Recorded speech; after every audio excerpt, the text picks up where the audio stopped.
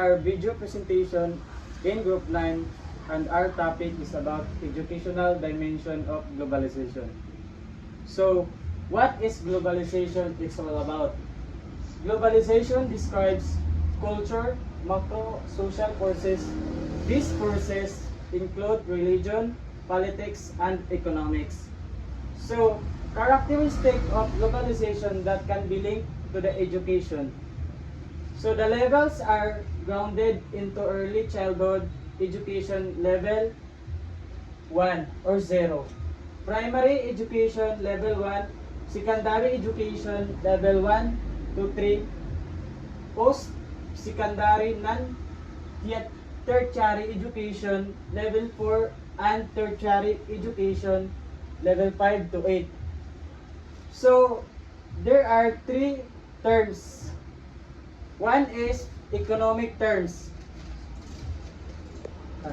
Economic terms is the increasing economics independence of nations' economics across the world through rapid increase in cross-border movement of goods, service, technology, and capital. So, kasabot nga ani is kung mas daghan o kag connection sa laing bansa, mas mapadali imong pag-export or pag-import sa product nila dito or dire. Pwede nga po is technology. Next is political terms. Under globalization, politics can be take place above the state through political integration, things such as European Union, and through intergovernmental organization such as International Monetary Fund, the World Bank, and the World Trade Organization. So, sabot ani is siya ang nagbuot kung unsa ang roles or balaod sa usa ka bansa.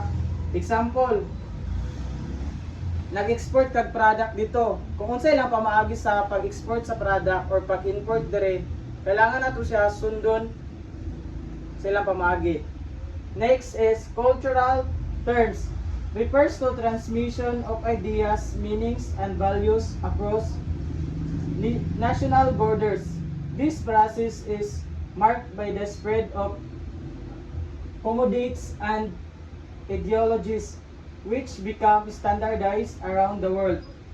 So, pasabot ani is ginapakita ang ilang mga idea, cultural sa laing bansa, og nagasukod sa mga produkto. Like, sa tungod ani is mas mo standard ang usa ka product or mas mulago. Example na lang is parada ng Apple nga technology. Yes. And next reporter is Miss Castro. So next is all about aspect of globalization. So first, industrial globalization. Transnationally, that refers to the rise, expansion of multinational and transnational enterprises. So pasabot ani is industrial globalization is the process where manufacturing and industrial activities becomes connected and spread across different cultures. So pasabot dani is kanang ang isa nila kanang manufacturer gaano bitaw ga spread sa lain-lain nga country. So it means ang ila pong kuan dani is makagain pud bitaw sila og kanang like for example kanang sa technology and kanang resources. So ang example dani is kanang smartphone. Ang ilahang bitaw kanang product sa lain country pwede nila makuan sa lain pud nga country.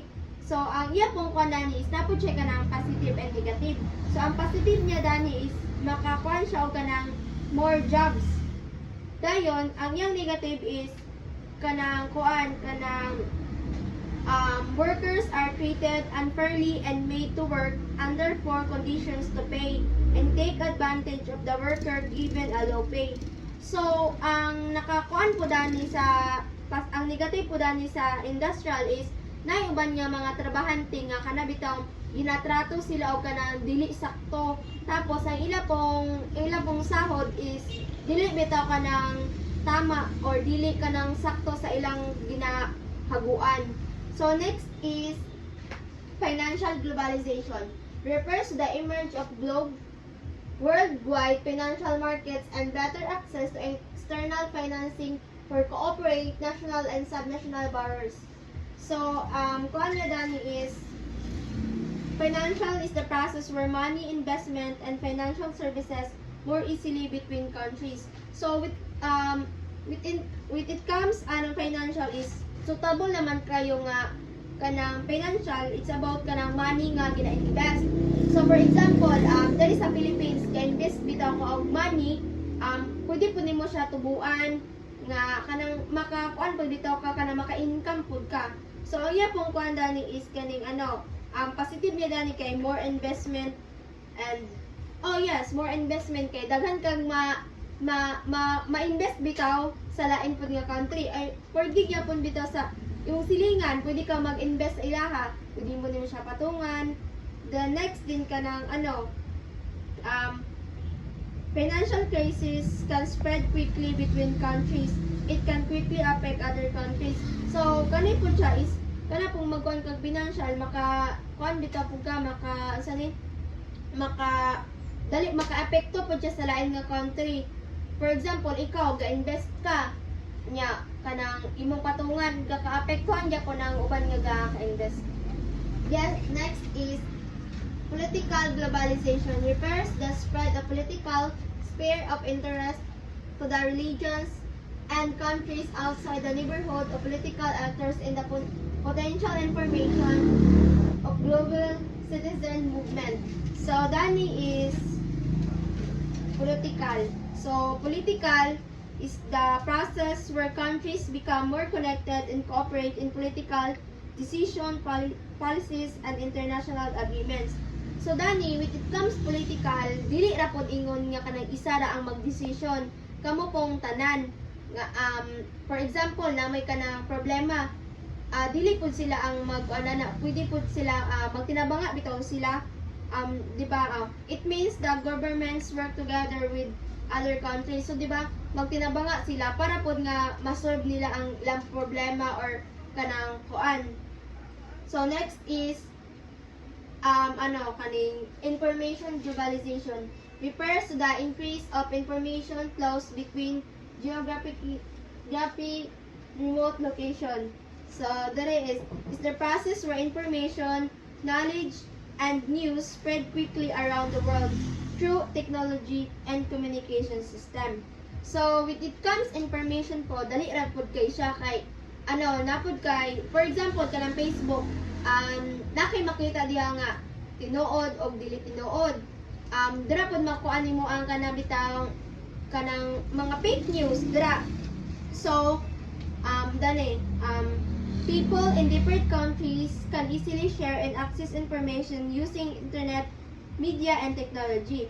So, di ba, ang technology is, pwede siya bisan paglain nga nakasalain country, pwede ka maka-share or makabitaw kaning maka-gain of knowledge kay through internet raman. Pwede ra pug ka, example, mag-video call ka sa lain country, dali ra kay nimo makuan kay through internet yapon. So next, ang positive niya dani is faster communication worldwide. So dali ra kay siya maka-communicate sa lain nga country, di ba? So niya pong negative dani is spread of misinformation or fake news. So when it comes information pod, makita gyud nimo dali ang kanang mga fake news nga mga balita nga kaning atong masagap. So next is cultural globalization. Refers to the growth of cross-cultural contacts. So dani is the process where ideas, values, traditions, media, food, fashion, and lifestyle spread across between countries and culturals. So when it comes cultural food is dili pod the process ang ideas, values, tradition of mga food, fashion. For example, global entertainment na diri ang Netflix. Ang Netflix na po siya sa other country, na po siya sa Philippines. Dali na kay siya spread. So the next is food. McDonald's, sushi. Diba ang sushi na sa Japan, Japan ba na aga, So, pwede ka po siya maawa sa laing countries. O like pizza, Then about passion, passion sa lain country, pwede siya mabuhat nimo or bisag kinsa. Ang iya pong kuanda ni is positive is people learn about other countries. So for example, ako kanang mag-search ko sa ilang passion sa Japan, pwede na ko siya maawat through nga na ako sa Pilipinas. So ang iya pong negative ni is cultural tradition can slowly disappear. So yes, ang ato yung kultura is kakahinay-hinay nagkawala sa sinaunang panahon. Ay dili na nimo bitaw siya maano ang sinauna kay bagong ano naman ta karon lain atong era. So next is globalism refers to the universal internationalist impulse that the world is connected. So kani is the idea of belief that countries of the world should be more connected and work together. So kani daw ang lain nga country ga connect lang sila I mean kanang kailangan nila nga mag-connect and work together. For example kanang international trade, ga buy and sell sila o mga products. Is implication of global information society and the education system. So widening the education access for all. So widening education, it means making education more available, inclusive, and equitable so that everyone, regardless of their background, location, income, gender, or abilities, has the opportunity to learn. So widening, it means removing barriers that prevent people from attending school or learning. So ang kanidang widening is muna siya ang kanang mga babag bitaw sa pag-eskwela. For example, as a student, ang ato bitang biggest problem is financial. Diba, some of the students is working student ta lang sila. Para pod nga makakuan silang ginikanan nga dili na sila magpakuan silang ginikanan bitaw nga kanang through financial, diba? So next is kanang kining family problem. Nagya po yung student nga mogya po ng ilang problema bitaw mong dili kay sila ga kuan sa eskwelahan. Di bali mo lang babag. So next is education. This refers to formal and informal learning including primary, secondary, higher education, vocational training, and lifelong learning. So ang education is naabot siya formal ug informal. So nag-include dani ang kaning kuan. Dani ananari ang kuan di ba primary, secondary, napadara mo ang kanang grade 1, grade 2 ana. So next is for all. The goal is inclusivity, ensuring that no group is left out, whether due to poverty, disability, gender, ethnicity, or other social factors. So kanidang for all is tanan na ni siya kanang bisan pa og unsa ang imong background sa kinabuhi. Dapat din nga mosulod ka sa eskwelahan without judgment sa kuan. So next is continuous lifelong learning. So the days of at age of 22 and you're done are over because technology and information change so fast. People must become lifelong learners. So you have to constantly update your skill just to keep up with your career and the world around you. So kani daw is at the age daw nimong 22, if makahuman na ka, update gyapon daw ang imong kanang skills because karon nga kuan is generation is more skills na bitaw sila.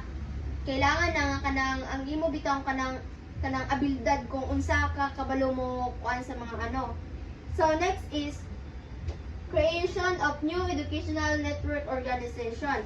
So dani is the include po dani ang kanang technology. For example, kanang Facebook, Messenger, or YouTube, ginagamit na siya as a student para po bitaw natay knowledge kung unsa ang imong ginaano. So next is demand for more flexible and general skills. So kani dani is specific technical skills can become obsolete quickly. So dani ang demand na po siya iduha ka kuan factors which is general skills o soft skills. Ang kaning general skills is kung unsa ang bitong personal bitaw nimo nga katangian. For example, imong ugali. Na po diri ma-include ang communication. kung unsa ka kabalo mo communicate bitaw sa lain nga person or lain nga kuan. So diri po ma-include po diri ang teamwork. Kung ano po kaning kakayahan bitaw nimo nga makipag halubilo sa lain tawo ana. So ang general skill is mo ni ang kakayahang pangkalahatan. So mo ni siya ang kanang ginatawag nga evergreen. So ano po dani is yung example is time management. Kaning kabalo ka bitaw mo organize sa imuhang time, kabalo ka mo limit, kabalo ka mo manage inana. So next is critical thinking. Kabalo ka mo think og kanang mga problem nga dali ra ma-solve inana. So next is core values and core skills and competences. So sa core values is nadiri ang peace and non-violence. So mo ni siya peace and non-violence, promoting dialogue and understanding instead of conflict. It's the belief that problem should be solved through diplomacy and empathy. So dari daw, in every problem, dapat daw nga inyong sabutan instead of kanang mag-away mo na dapat nga inyo siyang istoryahan because ang problema na po yun na yung solusyon. Yes. And next is social justice.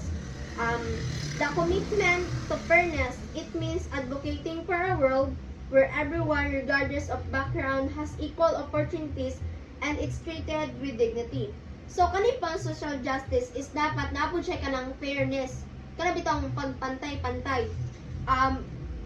The report is regarding bitaw po sa imong background, regarding bisag unsa pa ka kailangan jud ka dawaton, o for example kanang part ka sa LGBTQ.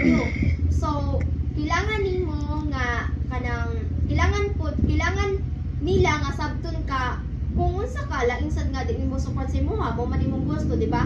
Kailangan nato siya nga sabton ug mo support na lang punta. The next is human rights. The fundamental belief that every person on earth is born with basic rights like freedom, nana.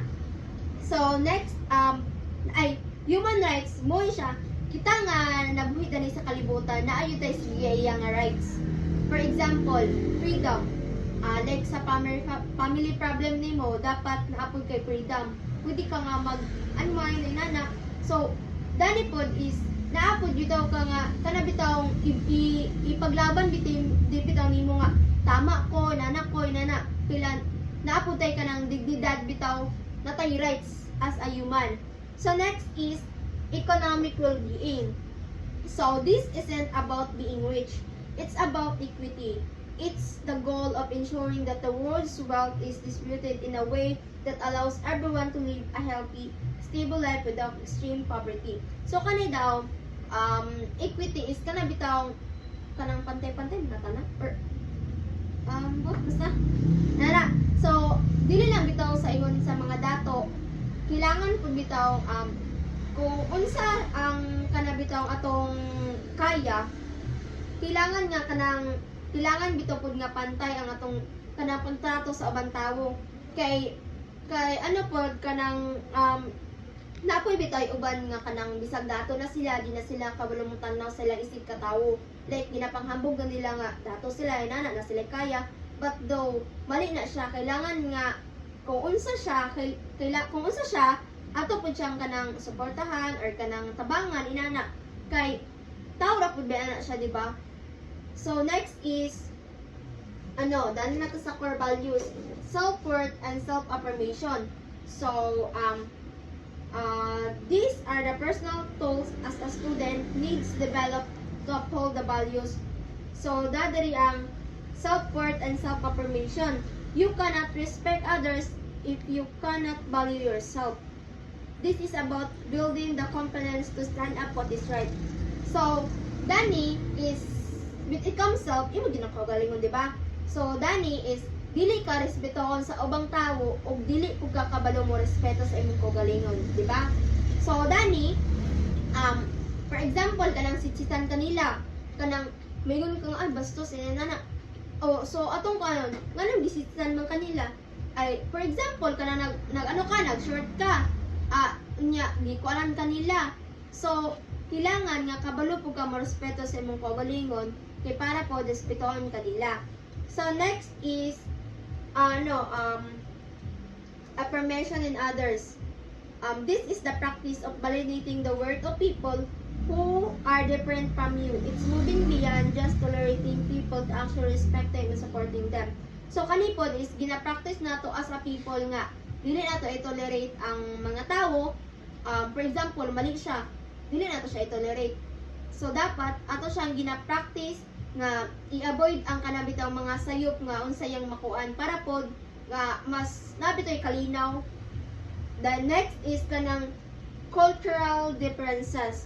This is the cultural intelligence. It means being able to navigate different traditions, language, and social norms without judgment.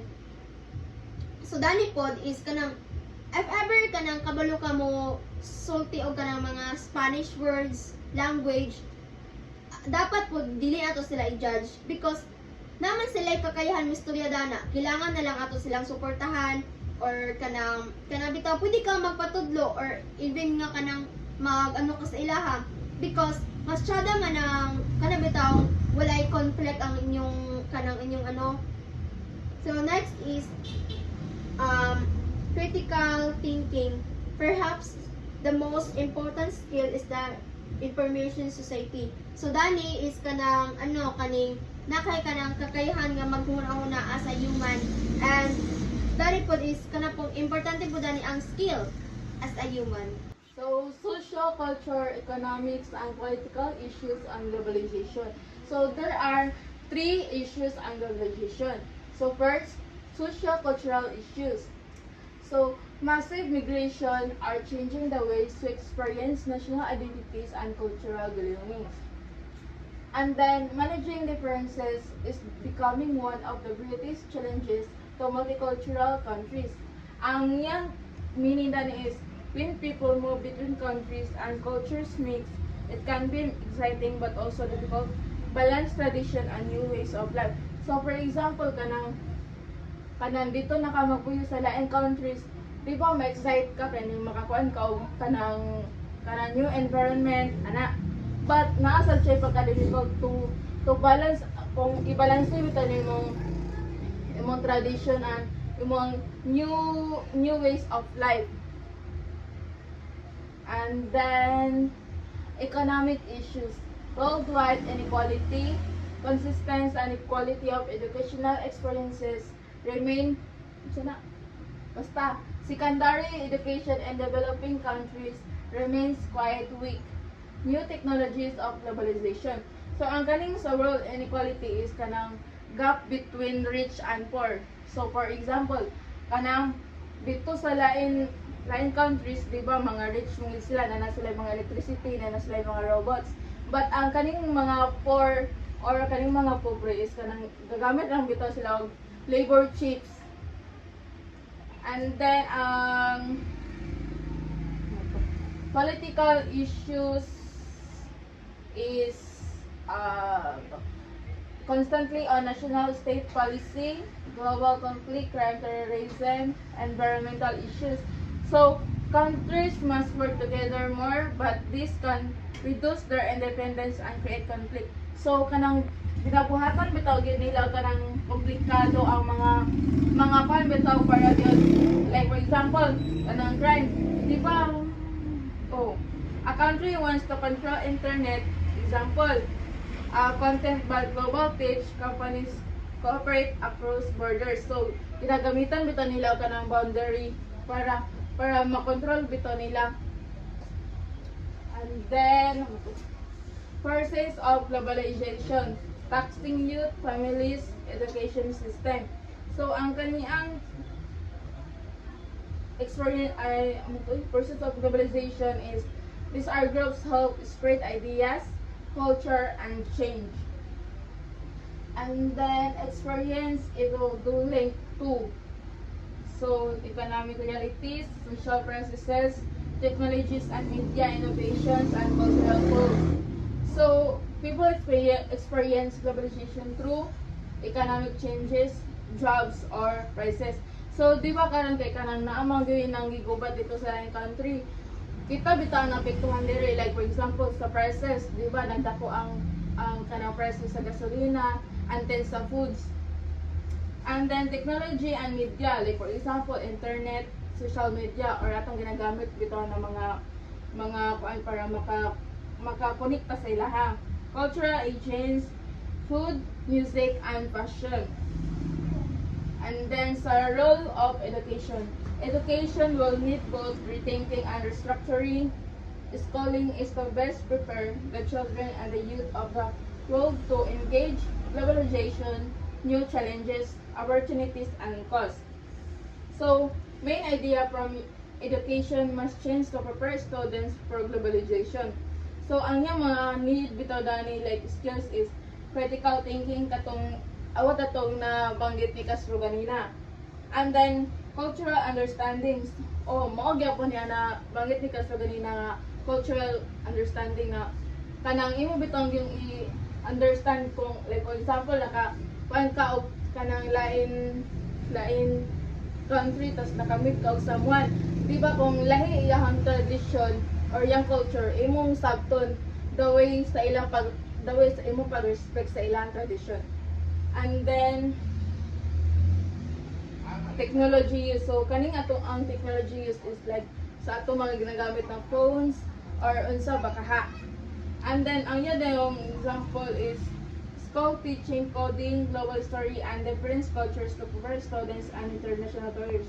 So kanang marag gina-prepare bitaw ta sa ato ang instructor or maestro para bitaw kanang kung unsa man gali ang atong makuan puhon, marag makuan na ta dani sa kanang marag ma-prepare na bitaw ta dani sa international careers. That's All for today's report.